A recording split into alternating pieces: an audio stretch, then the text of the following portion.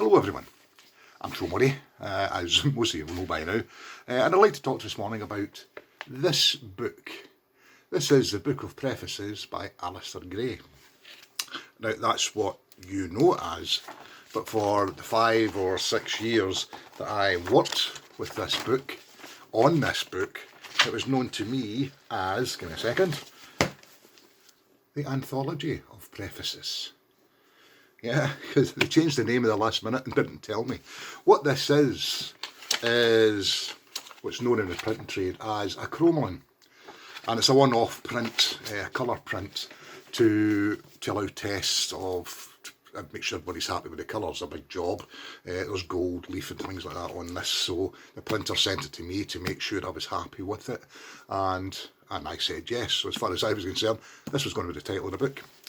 How can I prove it was the title of the book when you know it was a book of prefaces? Because the one thing I had no control over was the blocks. I forgot to change the block on the hardcover.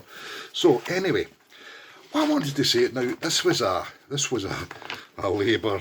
Was it a labour of love? It was certainly a labour. Yeah, it was one of Hercules' trials, I think. But Alice and I used to sit together and work on this and other books. This was actually being designed even before it was written, so it was being designed all the way through. It was being typeset from page, I got it up at page 10 or something and then had to change it all. So anyway, Book of Prefaces. The Book of Prefaces was originally the Anthology of Prefaces, and I think I may have the only copy of this book in the world with the actual original the original cover on it. Now this book and this book are related, not just because Alasdair Gray, but it's related through me, and I'll show you why, and I'll tell you why. I didn't actually typeset this book, but I'll show you why. We've been on this book for 5.5, 6 years or so, and I'd actually given up my business. I had gone to university. I was about 4 or 5 months, it would come up to exam times at university, when Alasdair decided that this book needed a major overhaul, design overhaul, and we went through it and changing things, and 5 words that will send my spine to an icicle is, oh, I've got a great idea. Anyway, we were finishing up for the day when this happened. This here is the title for this page here. And I said, you can't leave that there, Alasdair. It's, oh no, I want it there, he said. That'll be fine. I said, but it doesn't look good. And he said, no, I want it there.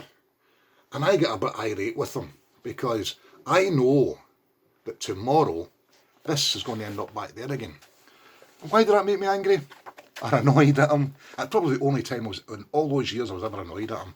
Because the way this book was designed, and ultimately, the ultimate design of this book meant that it was a continuous book from page 1 to page 640.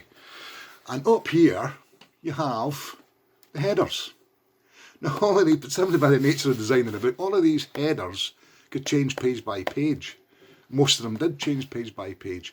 And you'll notice there's 2 elements to these headers. Well, by moving from up there to down here, meant every recto page became a verso page, which meant every single one of these headers was wrong and all had to be moved by hand. And I know tomorrow, when I do this today, tomorrow, he's going to change that back, because I know he doesn't like it, and he's going to change that back, and I'm going to have to do it all over again. So I really get miffed at him, saying, you have to throw him out. I said, there's no point you sitting here, and bugger off. It'll take me hours, and it took me 4 hours to do it. Right? And after the 4 hours I sat down, I thought, I'm never ever going to get away for this job. I've got that. This is like Sisyphus and his rock. And I wrote this, a little joke came into my head I'd heard donkeys years before, and it came into my head, it was about that kind of thing. So I sat down and I wrote a wee short story based on that. And I didn't tell him I'd written it, because later on that afternoon he phoned me up and says, Joe, he says, I take on board what you're saying, let's go for a curry and beer and let's discuss. So we went for curry and beer and then just get drunk, and then tomorrow we just started working again, which is usually what happened, you know. So anyway, I didn't tell him written this story, but at the launch of the book, it eventually did get printed, you know, because Bloomsbury were screaming at him for about a year before I did to get this done. Anyway, I wrote a story and I gave it to him at the launch. I said, look, read that at your leisure. I think he thought, I don't know what he thought it was, maybe it was a letter of resignation or something, I don't know. But about 10 minutes later, I heard a great guffaw. If you ever heard Alasdair laugh, you know what he's like. I heard a great guffaw of laughter. And he came over and he said, oh, that was really funny. Yeah, it was really funny. Anyway, when I was working on it, I didn't actually typeset this book, but I did the cover for it. And you might actually see the chromeline on the wall behind me there of this cover. And I got a phone call from the British Library, Phil Moores at the British Library, who was editing this book, and said Alasdair had mentioned the story, and would I send him it because he thinks it would be a great coda to the book. So I did, never thought anything of it. And then when the book came, I thought, oh, my story's in here. Ta-da! There you are. My story's in here, so I'm going to read it to you.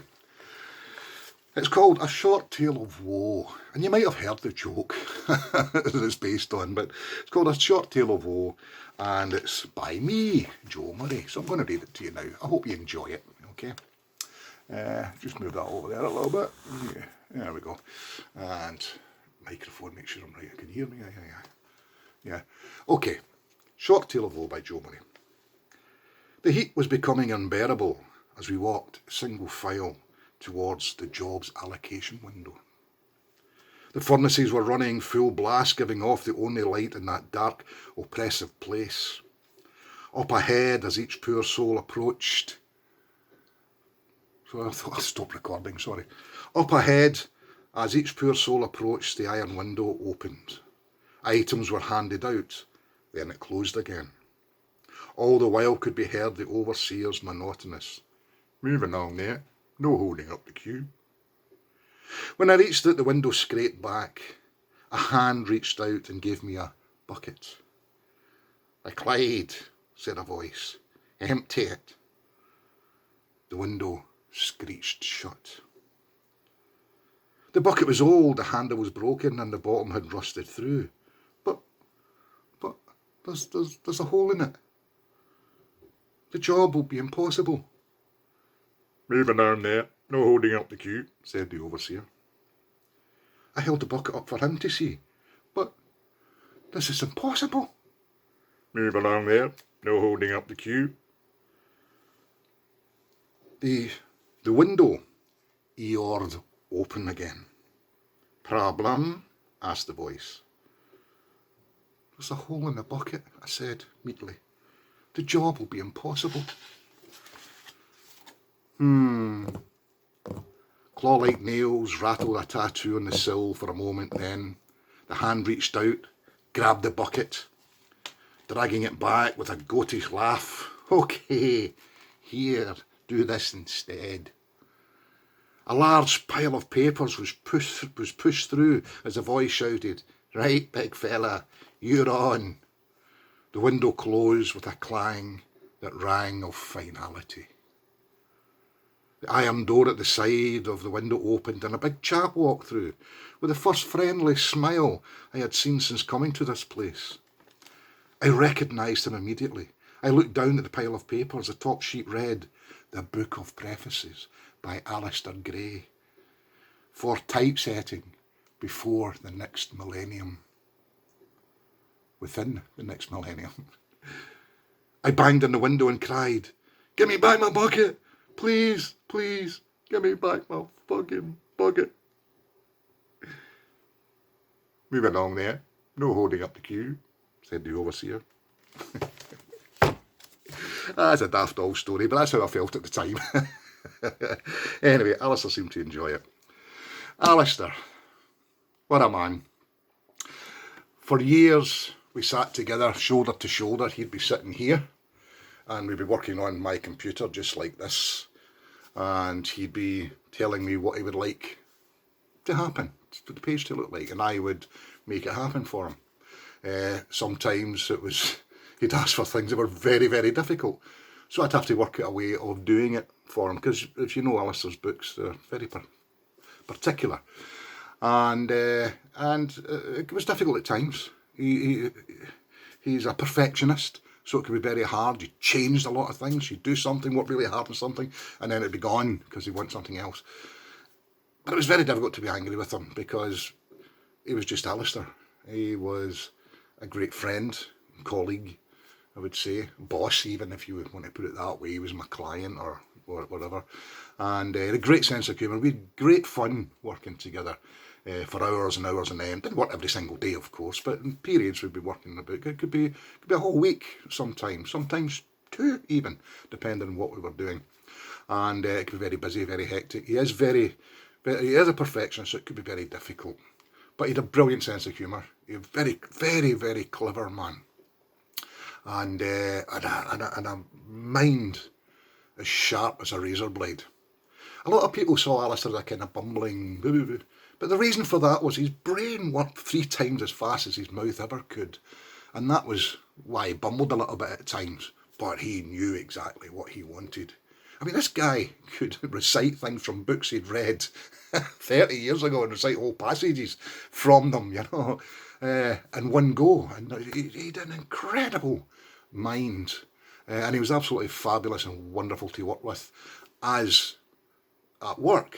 But as a friend and as just a pal, he was absolutely brilliant to sit and have a whiskey with or a beer with or a bit of lunch with, because he had so many stories.